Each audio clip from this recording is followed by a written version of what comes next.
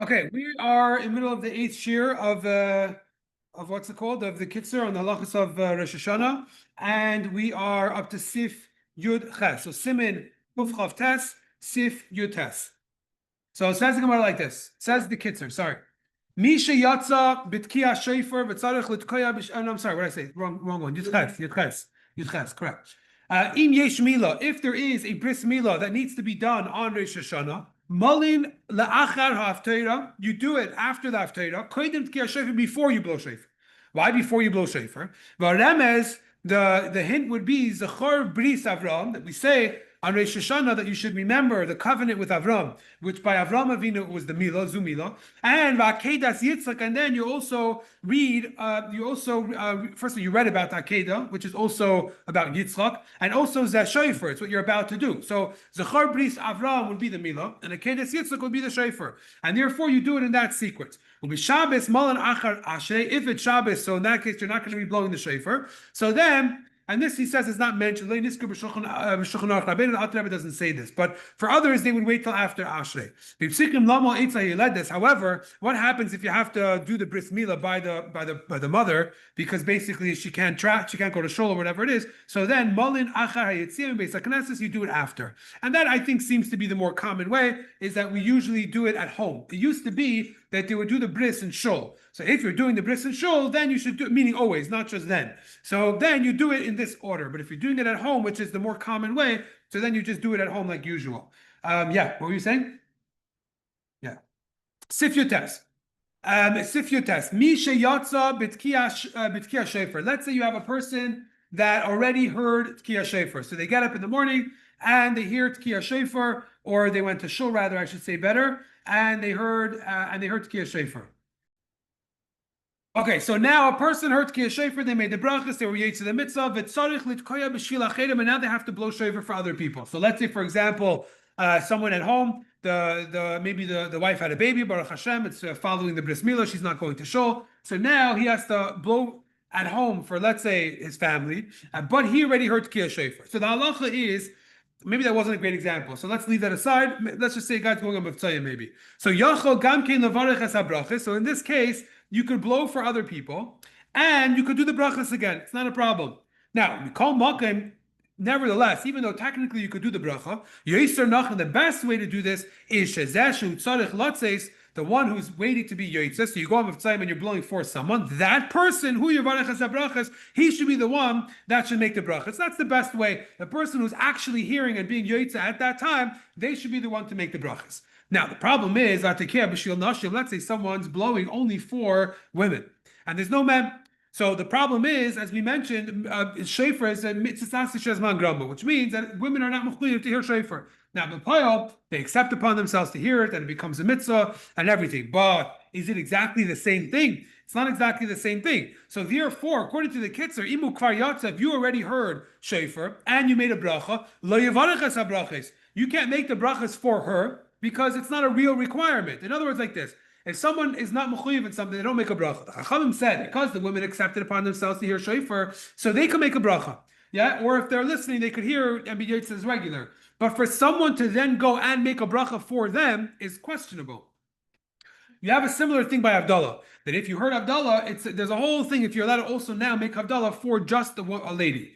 Right? Because if they're not really mechuyev in Havdalah, you're doing a bracha levatala. If they're mechuyev, okay, fine. But if they're not mechuyev, even though they're allowed to hear it, obviously. So we'll save that for when we get to it later, about what you do b'payil. But the case over here is the same. If they're not mechuyev to hear shofar, then how are you making a bracha for them?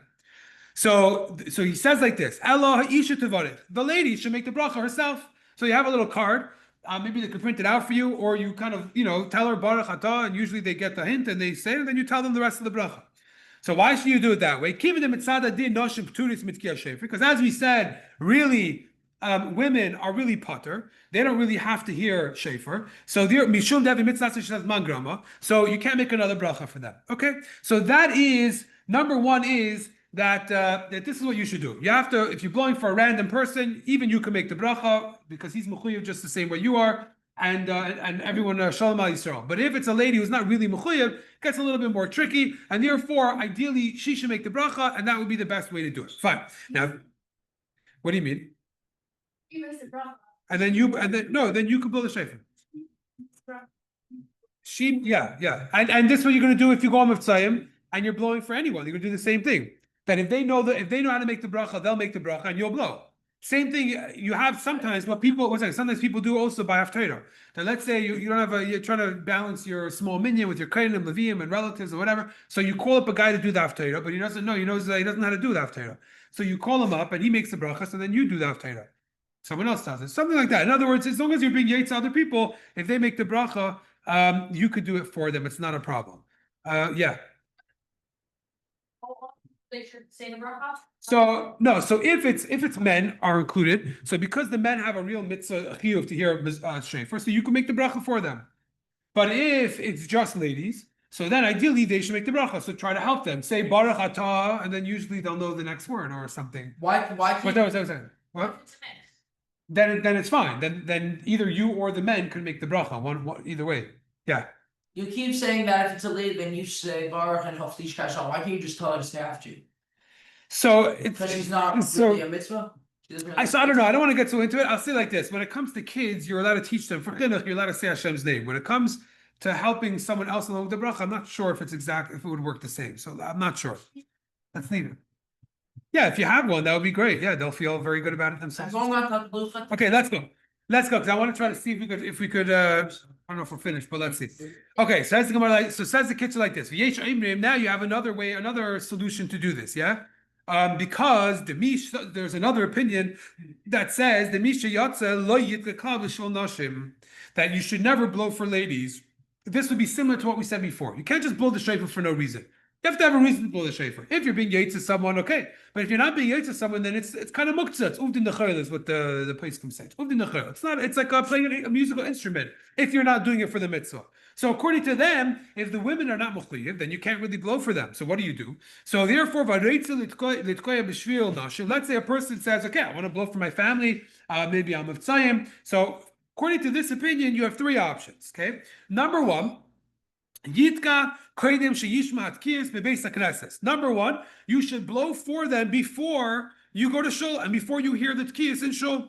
V'yivarech, v'yivarech al tkiyas, and then you can make the bracha because it's for yourself. V'yichavin sheyetzeben, and you have in mind that these are your tkiyas. You're being yetzi your mitzvah right away. You know, can you do the famous story with the Alter Rebbe and Napoleon that he was having this disagreement with other Rebbes about who should win, Napoleon or the Tsar? And the Rebbe said, and the Alter Rebbe said the Tsar should win because it's in the War of 1812. Why should the Tsar win? Because it was even though it's bad for Yidden Begashmis, but Baruchnis will be better. So yeah. Why? What? No. When did? Okay, it was 1812. Okay, let's leave that for now. It's a long time ago. So whatever it was between Russia and Napoleon. So the Kitzur, the Alter Rebbe blew first. No. So the way it was like this: the Alter Rebbe said that he wanted the Tsar to win. Why should the Tsar win? Because even though it's hard, begashmius, but it's better beruchnius. As you can see, the Yidden in Russia, before the communism, as opposed to the Yidden in the Enlightenment, it was very, very different in those days. So, B'Poel, what did Alter Rebbe do? He blew in the morning before davening. Or I shouldn't say that. Maybe he davened very quick. I don't know, but he blew the shofar very early because it was between him and other Rebbes, and they kind of knew beruchnius. Whoever blows shofar first, their ratzin will influence how the direction how it's going to go. So he blew early in the morning, and when the other Rebbe got up to it, whoever it was, he took out his shofar. He's about to blow, and he said, like we missed it already. The Alter Rebbe already blew." Okay, but either way, the point is, so here you have a similar solution. Yeah, that don't wake up when before you go to shul. Then you should blow for this lady, and you can make the bracha. You're being yaitza right away. However, he makes a little condition. The only condition is it shouldn't be in the first 3 hours of the day. You're not supposed to blow shofar if you're not with a minion during the first 3 hours of the day on Rosh Hashana. Now, but the first 3 hours, by the time you're heading to shul, if that's your schedule, I mean, nowadays it's already getting a little bit later, but the sun comes out, whatever it is, 5 something, so you should be okay. So number one, your solution is before you go to shul, before you yaitza, so you blow for this lady and you be yaitza, and then you have no issues. Number two, it's like an Another option is you wait till the minyan gets up to Tkiyah Shofar, and then you go outside or you go meet this person, whatever it is. You go home if it's your little shtetl, whatever you're doing, and then the same time they're blowing in shul, you blow there. Now there's a chisaron. You're not doing a brei b'am hadis melech. But fine, you're able to accomplish it that way. And then you have a third option. Or you do it after davening. Now, if you do it after davening, you already heard shofar, you already ate, so you can't make a bracha. So this solution would say, Ella,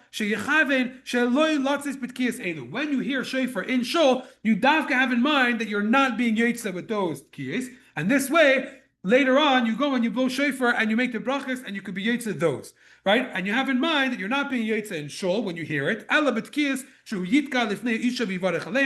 you have in mind you're going to be yetsa later. This is similar to when it comes to Megillah. We're not going to get too distracted when it comes to Megillah's Esther, so you have to hear every word. But what happens if a person is a little distracted? So it depends on the type of distraction. Are they just they didn't hear every word, but they were trying to follow along. So they basically heard. It wasn't like there was noise. They just weren't focused. Or did they dafka have in mind that they don't want to be yetsa?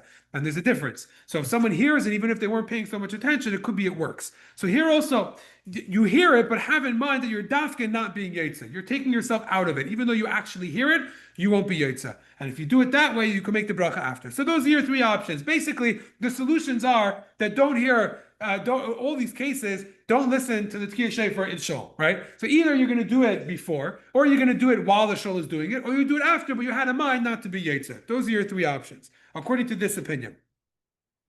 Now, even though let's say you left the middle of shul, you left the middle of shul and you went to go blow for her, and then you want to come back to daven in shul for the rest of davening. So you come back for Musaf, and now you're going to come back to daven Musaf lishmoyat tkiyas shebetzvil, and you're going to listen to the rest of the tkiyas. So what happened? You went to someone's house, you blew whatever. Now you want to be yet to the rest. So you're going to come to shul, but you just had a big hefsek. You just came from 2 blocks away. So the Kitzur says, "Ein hefsek matzricha levarav shenis." This type of hefsek.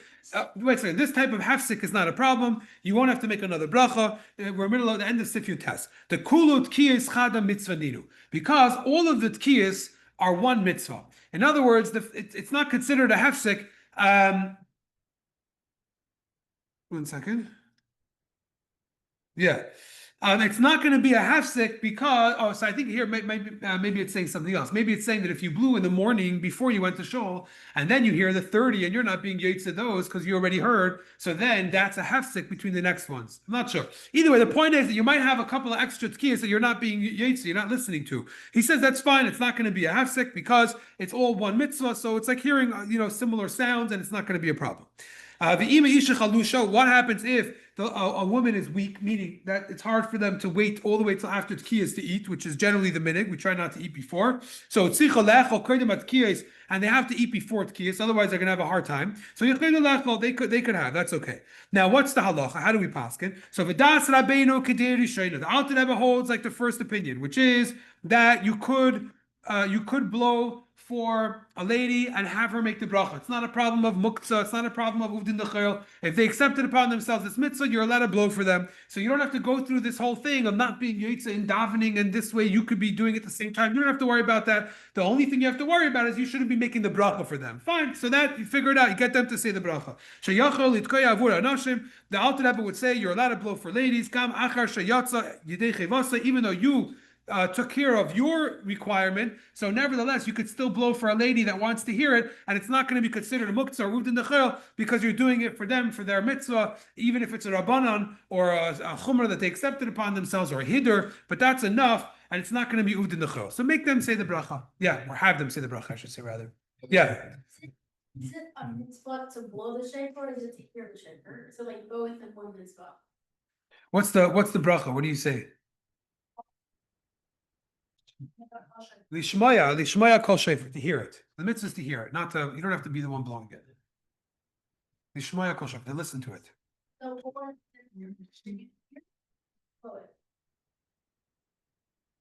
That's a technical question. Meaning the Torah is telling you have to blow the shofar, but it doesn't mean the Torah had in mind that everyone has to blow it. It has to be blown.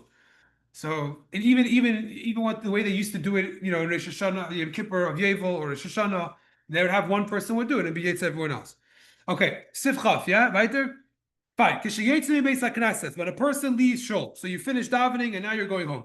Yesh lo lechas b'shuva v'nachas. You should go in a very confident and relaxed type of way. Sameach, you should be happy. V'toiv leiv, and you should be joyous. V'bitachin, with your assurance. Kishama Hashem b'kol tfilaseinu, that Hashem heard our davening. Utkiyaseinu, and our shofar blast. Berachamim, Hashem listened to it with kindness. Sometimes you can listen to someone.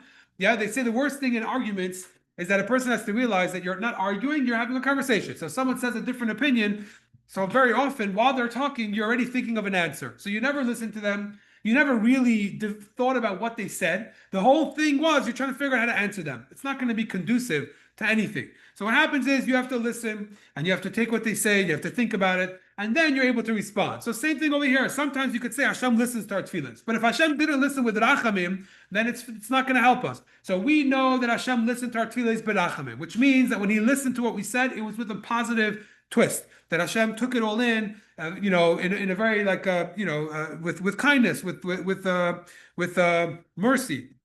And therefore, well, we've done in 2 minutes. And therefore, and therefore, I don't know if it's therefore, but when we get home, you could eat kiyad Hashem ateva, meaning like as if Hashem would give you from His goodness, because we're so confident that Hashem listened to us. Or we call makim, but even though that's the case, it's a yom tif. You have to eat, you have to have wine, you have to have basar. However, yizar shleilachal achila gasa. You still have to be careful not to eat achila gasa. What's achila gasa? It means like a grubba type of eating, meaning to be gluttonous. I saw some poskim say you should, contemporary poskim, they say you shouldn't eat chocolate. That was their example. You shouldn't eat chocolate on Rosh Hashana. So I don't know. It's not specifying what. It's just saying you have to eat, and you have to eat b'simcha. You have to have a suda. It's all true, but don't eat like to be no. I'm saying don't eat to indulge, right? And therefore say, hey, yiras Hashem apanav. You should have a certain yira. Yiras Hashem, I should say, rather, an awe of Hashem on that day because it's a special day. And then a point that we mentioned last time also, which is you should also learn Torah on the table that you ate. Again, there was something to it, not exactly sure. Let's see if we could finish these last 2 lines if you're okay for today. After you eat and you bench, ein lishon, you shouldn't sleep. And someone who goes and wastes his time, says Al Rebbe, that's the same thing as sleepy. So the poskim explain that when you're up, you're figuratively able to answer the prosecutor. Yeah, and you're learning Torah, you're doing good things. He's trying to fight, then you come and you say, look, we're doing good things. But if you're sleeping, you can't defend yourself. Okay. But so therefore and also the other reason, the more famous reason is we don't want the mazel to be a sleepy mazel. So anyways, I'm sorry, Ella. Ideally, after you eat, again, we will go mitzayim, but for those that don't, they should go to shul and they should say tilim, and specifically with the minyan if they could, all the way till mincha. However, if someone has a headache, so yachal lishoin, he could sleep a little bit. Is fine. If you need to sleep because you don't feel good, that's another situation. But it shouldn't be that you're just tired and you're going to go take a nap. Again, our minhag is I shouldn't call it a minhag, but what we do is we'll end up going on mitzayim anyways. So your whole day is pretty busy. But this would be, you shouldn't really sleep on the first day. It's not going to be, it's not a good thing to do. Second day after Chatzos, apparently we're a little bit more lenient. They briefed from the Frierdiker Rebbe, I believe that he said that, but